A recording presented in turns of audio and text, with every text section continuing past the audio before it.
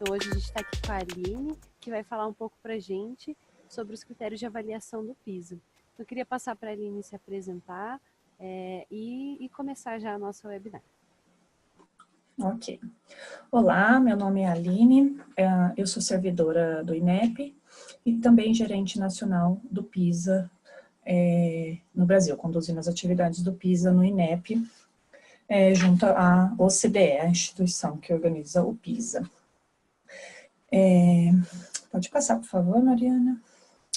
Nessa apresentação, então, eu vou falar um pouco sobre o que é o PISA, esse projeto, essa avaliação internacional, quais são os tipos de resultados produzidos pelo projeto, um pouco sobre os números do PISA 2018 no Brasil e as áreas avaliadas, que aí assim falaremos um pouco mais sobre os critérios de avaliação de cada uma das áreas, sobre o construto, os instrumentos, exemplos de itens e escalas de proficiência.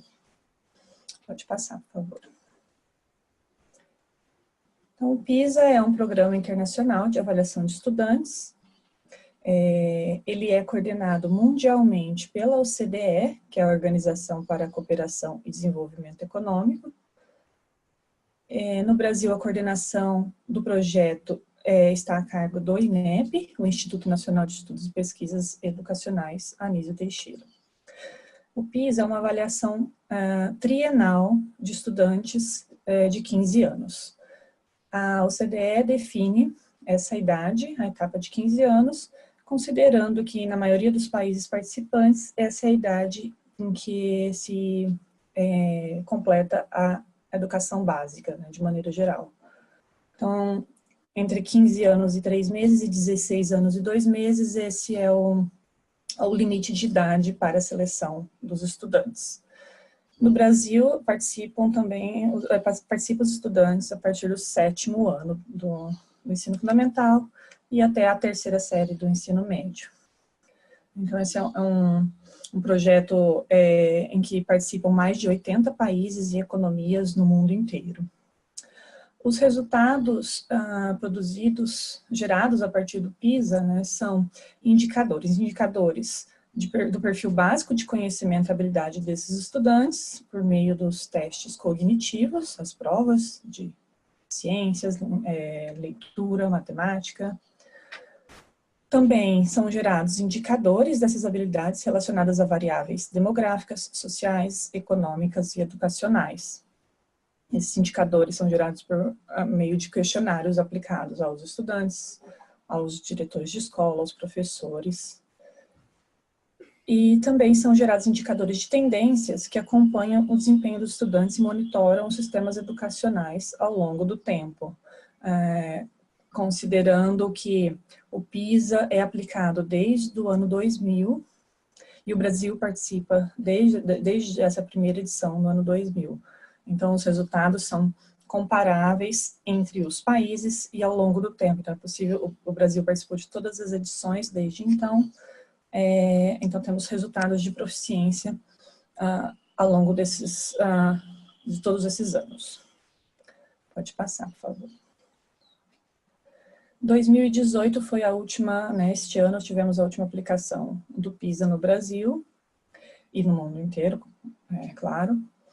E entre os participantes, então temos um pouco dos números aqui, né, por escolas participantes, né? No total de 620, foram 623 escolas no Brasil inteiro, em todas as regiões.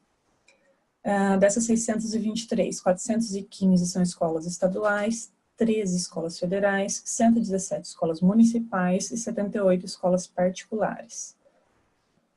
Participaram 17.507 estudantes, dos quais 12.804 são da rede estadual, 421 das escolas federais, 2.215 das escolas municipais e 2.067 das escolas particulares. Então, essas escolas e estudantes são selecionados por meio de uma amostra realizada pela OCDE, juntamente com o INEP. Então, a partir do nosso censo escolar, são selecionadas as escolas participantes. Então, é importante dizer que então, não é possível se inscrever para o exame, uma vez que participam somente as escolas amostradas. Então, a OCDE gera essa amostra, o INEP entra em contato com as escolas que foram selecionadas na amostra para confirmar a participação, o interesse em participar do projeto. Os estudantes também é feita uma amostra de estudante dentro de cada escola. Então, a partir da confirmação de participação dessas escolas que foram selecionadas, coletamos informações sobre os estudantes do público-alvo, estudantes de 15 anos, e aí é gerada uma amostra dentro de cada escola. Em 2018 foram aproximadamente 33 estudantes de cada escola. Pode passar, por favor. Então, já passando um pouco sobre as áreas avaliadas, né? Então, as principais áreas avaliadas no PISA são leitura, matemática e ciências. Como o programa é trienal, sempre há, a cada 3 anos, o foco em uma das áreas. Então, na primeira edição, no ano 2000, foi leitura, 2003, matemática, 2006, ciências. E aí, a partir de 2009, começou-se um novo ciclo, com leitura, seguida de matemática e de ciências. 2018, inicia-se pela terceira vez o ciclo, em que o foco foi em leitura.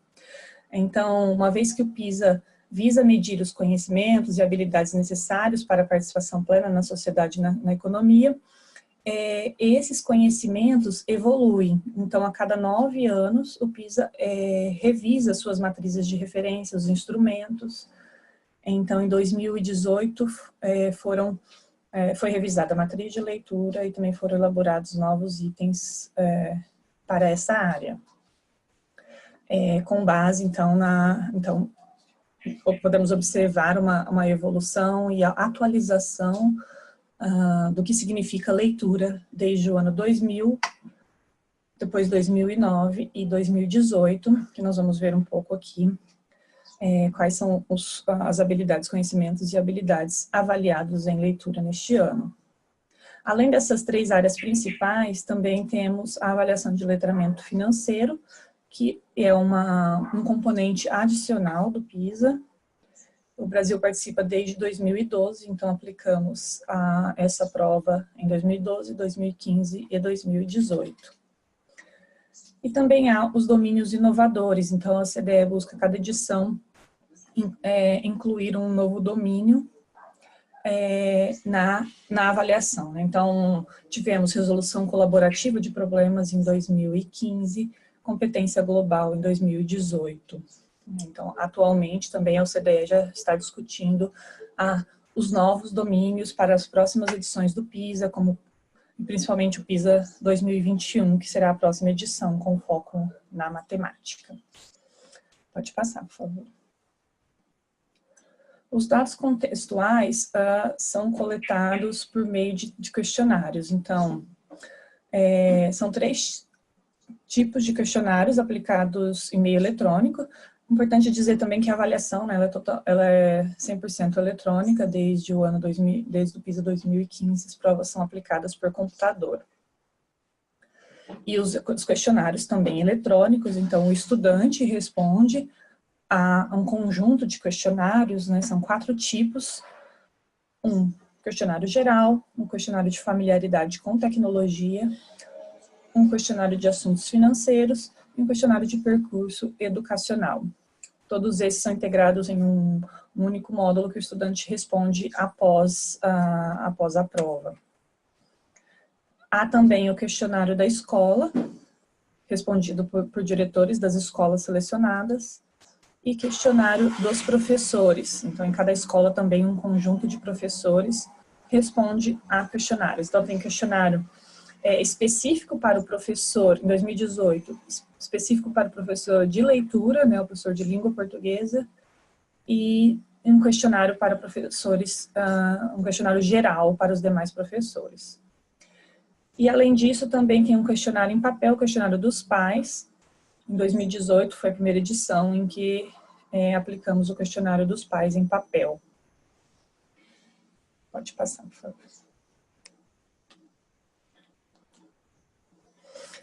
Então, um pouco dos instrumentos de avaliação. Então, os testes aplicados em computador. Em 2012 foi a primeira experiência com computador, em que, né, foi o ano em que começou a ser introduzida a prova por computador. Então, naquele ano, uma parte dos estudantes respondeu a prova em papel e outra parte em computador. E em 2015, que 100% dos estudantes responderam a prova em computador. No geral, são 2 horas para os testes cognitivos, né? Uma hora, geralmente o estudante responde como o foco em 2018 foi leitura, então todos os estudantes responderam questões de leitura. E a leitura era sempre combinada com uma outra área, como ciências ou matemática. E após essas 2 horas, 1 hora para responder a questionários. Com a utilização do computador, a partir de 2015, quando o foco foi em ciências, foi possível, né, a elaboração de questões mais interativas. Então, é possível ver um pouco no site do INEP, estão disponíveis exemplos dessas questões. É possível ver, né, tem vídeos mostrando como acontece a interação nesse tipo de questão. Nem todas as questões das provas são disponibilizadas, elas não são públicas, né? Então, a cada ano, a OCDE disponibiliza um número pequeno de questões que podem ser publicizadas, e são essas que estão já disponíveis no site do INEP. As provas são compostas por questões de múltipla escolha e questões de resposta construída, de questões abertas, elaboradas a partir de situações da vida real, os chamados cenários. Então, tanto a tradicional múltipla escolha, com 4 alternativas, 3 alternativas, quanto a múltipla escolha complexa, que eles chamam, em que é possível se classificar, selecionar entre correto, não correto, ou o que se adequa às situações. Então, o tipo de questão do PISA ela é bem variada, né? Então, é muito interessante observar como essas questões são apresentadas para os estudantes. A elaboração dessas questões é feita por especialistas do mundo inteiro, dos países participantes. Então, todos os países participantes são convidados a participar da elaboração das questões a cada ciclo. Em 2018, o Brasil foi representado, o INEP participou da elaboração das questões de língua portuguesa. É uma experiência interessante para que possamos representar a realidade brasileira, né? Porque uma avaliação que é aplicada mundialmente, ela é muito sensível a questões culturais. E também as respostas, então, as respostas construídas, as questões abertas, elas são avaliadas por equipes treinadas, de acordo com critérios pré-definidos pelos elaboradores das questões, e refinadas após a aplicação de pré-teste. Então, o que significa que a cada edição é feito um pré-teste, né, no ano anterior. Então, todas as questões novas, os itens novos são testados e os critérios são refinados. Após a aplicação, cada país, os países são treinados, capacitados para a correção dessas questões abertas, e as equipes de cada país se organizam para avaliar as respostas dos seus estudantes. Pode passar, por favor. A avaliação de leitura. Então, em 2018, temos a definição, né, de letramento em leitura no PISA, que significa entender, usar, analisar, refletir e engajar-se com textos escritos para atingir objetivos, desenvolver conhecimento potencial e participar da sociedade. Então, esses processos cognitivos, né, de entender, analisar, refletir, engajar-se com o texto, né, são processos chaves da avaliação de leitura. O letramento no PISA, ele envolve desde processos básicos de leitura, a decodificação básica e habilidades mais amplas. Em 2018, a novidade foi a leitura de textos digitais.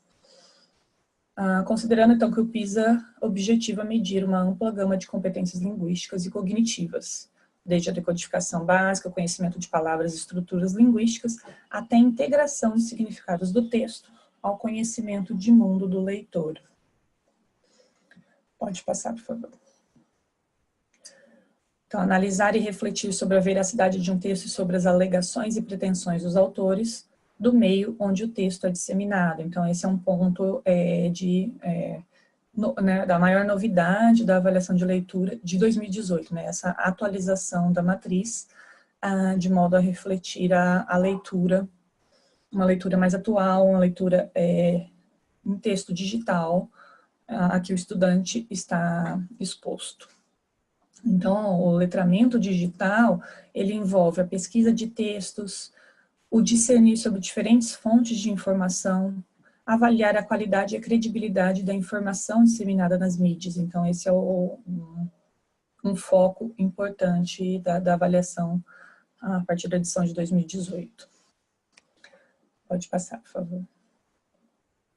Então, os processos cognitivos avaliados em leitura se organizam em 3 grupos principais, que é o localizar a informação, compreender, refletir e analisar. Então, em localizar a informação, temos o localizar e recuperar a informação, buscar e selecionar texto relevante. Essa busca e seleção de texto acontece muito considerando, né, as diferentes fontes e diferentes textos onde uma informação pode ser buscada, né, principalmente com a gama de textos disponíveis na internet hoje. No compreender estão representar o sentido literal, integrar e gerar inferências. Em refletir e analisar temos analisar qualidade e credibilidade, refletir sobre conteúdo e forma, detectar e lidar com conflito. Então, é um aspecto interessante da avaliação do PISA que me permite, então, em cada... as questões são organizadas em unidade temática, né? Então, cada unidade temática são apresentados diferentes textos de diferentes formatos, de modo a avaliar a integração desses textos, né? As situações representadas, então, como parte desse construto também, as situações representadas são a pessoal, a pública, a educacional e ocupacional. Os textos, então temos 3 tipos de textos contínuos, categorias de textos contínuos, por exemplo, reportagens de jornais, redações, romances, contos, resenhas e cartas, inclusive em leitores eletrônicos. E os textos não contínuos, que são aqueles apresentados em listas, tabelas, gráficos, diagramas, cronogramas, catálogos, formulários. E os textos combinados, né, a categoria textos combinados, em que temos um texto em prosa acompanhado de gráficos e tabelas. Então, essa classificação traz uma complexidade para as tarefas do PISA, em que o estudante deve contrastar informações apresentadas em gráficos com aquelas apresentadas em um texto em prosa, por exemplo, ou uma reportagem de jornal com um blog. Então, a grande novidade deste ano também é permitir que o aluno possa, então, a prova em computador permite que o estudante desempenhe atividades como se ele estivesse num ambiente virtual, escrevendo e-mails, interagindo em blogs e etc. Então, esse é um pouco do que o que são os critérios da avaliação de leitura. Então, para exemplificar, temos aqui um exemplo de questão do PISA. Essa é uma questão pública, né, que está disponível no site do INEP também. Então, nesse exemplo, temos o processo cognitivo de representar sentido literal, e o formato de resposta é uma resposta construída, é uma questão aberta. Então, vemos que temos um texto da internet, um artigo sobre saúde, diga não ao leite de vaca. Essa aqui, essa imagem mostra fielmente a tela do sistema, da plataforma onde o estudante responde às provas, né? Então, aqui ele apresenta, essa questão pede que o aluno cite algum dos resultados da pesquisa relatada no texto. Então, representar no sentido literal, é uma busca de informação no texto. Pode passar, por favor. Temos também aqui um exemplo de uma múltipla escolha, uma questão de múltipla escolha complexa, em que são apresentadas algumas afirmativas e o estudante deve selecionar uma categoria, aqui no caso fato ou opinião. Então, como ele é um artigo, né, ele traz também a opinião do autor. Então, aqui o processo cognitivo de integrar e gerar inferências em textos múltiplos, porque nessa tela podemos ver duas abas, né, com dois textos diferentes, em que o estudante ele pode interagir e clicar para ler um ou outro texto e buscar a informação solicitada na questão de prova. Temos também um exemplo de blog, né? Então, aqui o processo cognitivo avaliado é integrar e gerar inferências numa questão de múltipla escolha simples. Então, temos um conjunto de posts em um blog, e o estudante deve responder por que um dos posts, né, por que Ofertas Aviárias respondeu à postagem da Ivana. A Ivana é a pessoa que inicia o blog, inicia o fórum, solicitando alguma informação. Então, temos vários participantes respondendo à dúvida dela. Então, aqui, principalmente, a credibilidade da informação também, né, temos outras questões também que lidam com a credibilidade, considerando que um fórum de internet nem sempre ele é tão confiável, né? Nem todos os posts são confiáveis. Pode passar, por favor. Então, aqui o exemplo de como que os resultados são reportados, a escala de proficiência. Então, aqui um exemplo da escala do PISA 2015 de leitura. Essa é uma escala com 7 níveis. O nível mais alto é o nível 6, e aí aqui temos os resultados de 2015. No Brasil, apenas 0,14% dos estudantes estão no nível mais alto da escala de leitura, e a média da OCDE de 1,11%. Então, nesse nível, o estudante é capaz de fazer múltiplas inferências, comparações, contrastes com precisão e detalhamento, a interpretação a partir de abstração, levantamento de hipóteses e avaliação crítica de textos complexos, atenção refinada a detalhes pouco perceptíveis do texto. No nível 5, onde temos 1,31% dos estudantes brasileiros, nesse nível o estudante localiza e organiza informações profundamente integradas, há inferências de informações relevantes no texto e compreensão total e detalhada de textos não familiares.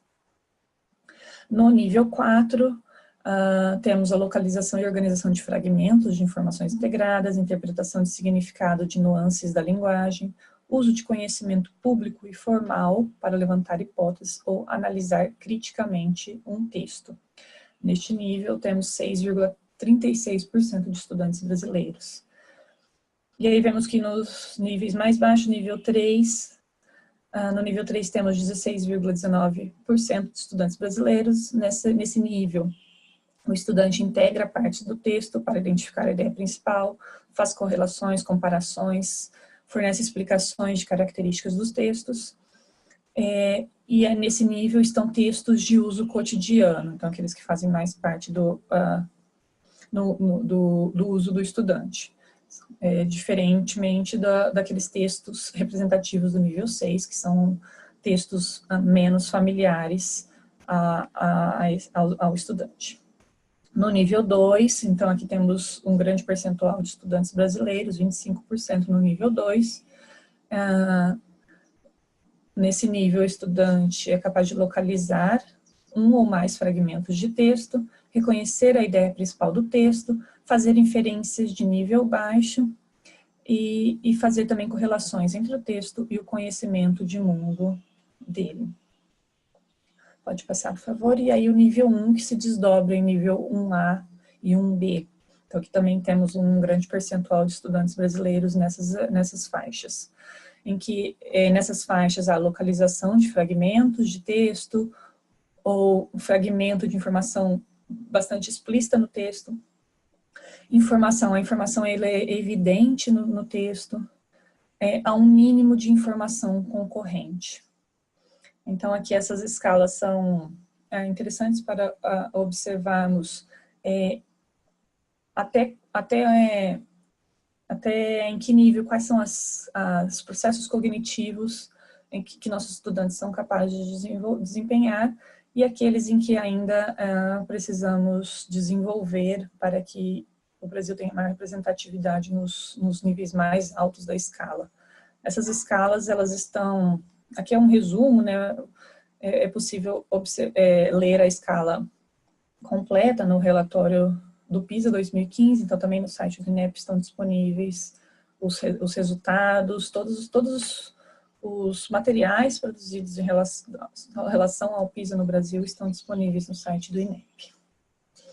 Pode passar, por favor. A avaliação de ciências. Então, em ciências, a definição de letramento, né, científico envolve um conjunto de competências, conhecimentos, contextos e atitudes. Então, entre as competências, são 3 competências avaliadas em ciências. Explicar fenômenos cientificamente, e aqui estão processos cognitivos de lembrar, identificar, aplicar conhecimento, oferecer hipóteses. Uma segunda competência é avaliar e planejar investigações científicas, aqui está o explorar, o descrever, avaliar uma questão científica. E a terceira competência que é interpretar dados e evidências cientificamente. Interpretar e transformar dados, distinguir e avaliar argumentos científicos. Os conhecimentos são de conteúdo, o procedimental e o epistemológico. Os contextos são pessoal, o local ou nacional e o global. E as atitudes também que são medidas por questionários. Entre elas estão o interesse em aprender ciências, a motivação, a satisfação, as carreiras nas áreas de ciências.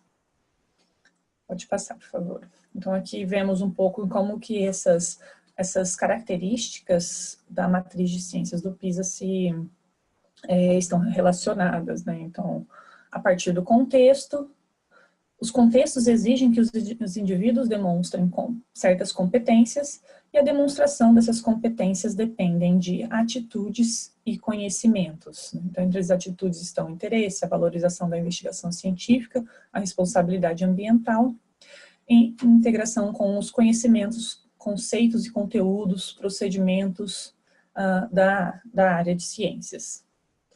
Aqui apresento o link para exemplos de questões do PISA, né? Então, no portal.inep.gov.br, em avaliações internacionais, é possível acessar todas as informações sobre o PISA. Pode passar, por favor.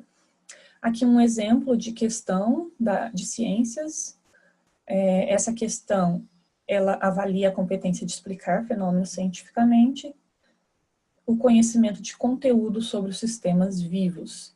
Então, é apresentado um texto, uma situação sobre o fenômeno das colônias de abelhas, o chamado desordem do colapso das colônias. Então, é apresentada o fenômeno, e então a questão leva o estudante a refletir sobre esse fenômeno. Então, entender a desordem é importante para as pessoas que estudam e cuidam das abelhas, mas os efeitos desse colapso não se limitam às abelhas. Pessoas que estudam pássaros identificaram um outro impacto. O girassol é a fonte de alimento tanto para as abelhas como para certos pássaros. Abelhas se alimentam do néctar do girassol, enquanto os pássaros se alimentam das sementes. Então, levando em conta essa relação, porque o desaparecimento das abelhas poderia provocar o declínio da população de pássaros.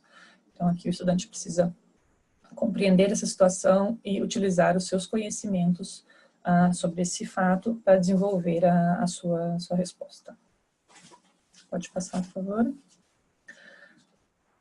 Os critérios da avaliação de matemática. Então, a matriz de referência de matemática, ela é organizada em torno de processos matemáticos, conteúdos e contextos. Então, observamos que todas as áreas avaliadas no PISA também buscam uma certa convergência na estrutura do que é avaliado, né?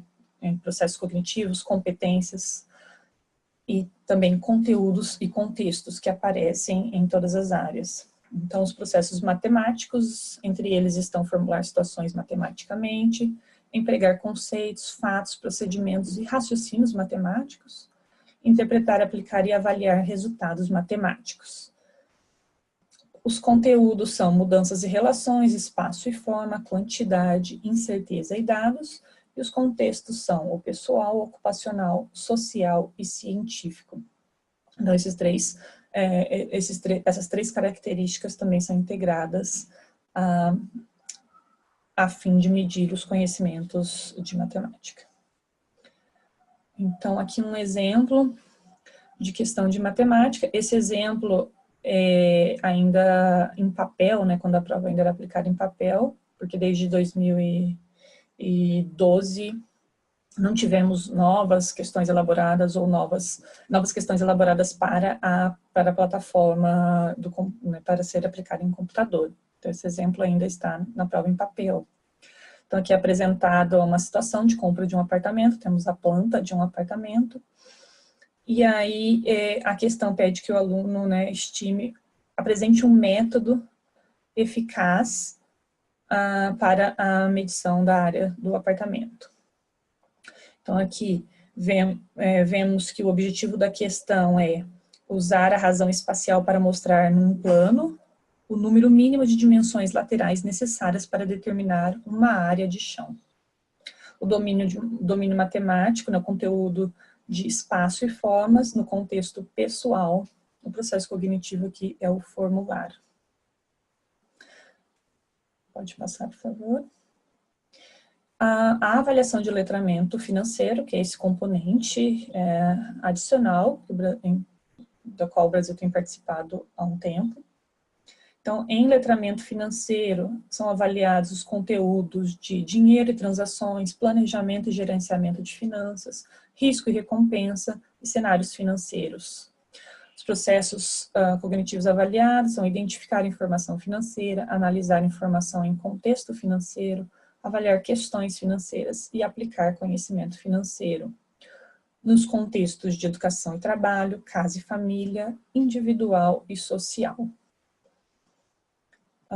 Então, aqui também um exemplo de questão de letramento financeiro, em que é apresentado uma situação, né, de banco. Então, o David é cliente do banco Zed. Ele recebe essa mensagem de e-mail.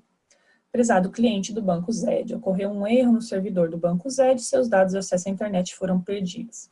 Então, aquela típica mensagem de spam que recebemos, né, que nem sempre as pessoas sabem lidar e verificar a fidedignidade da informação.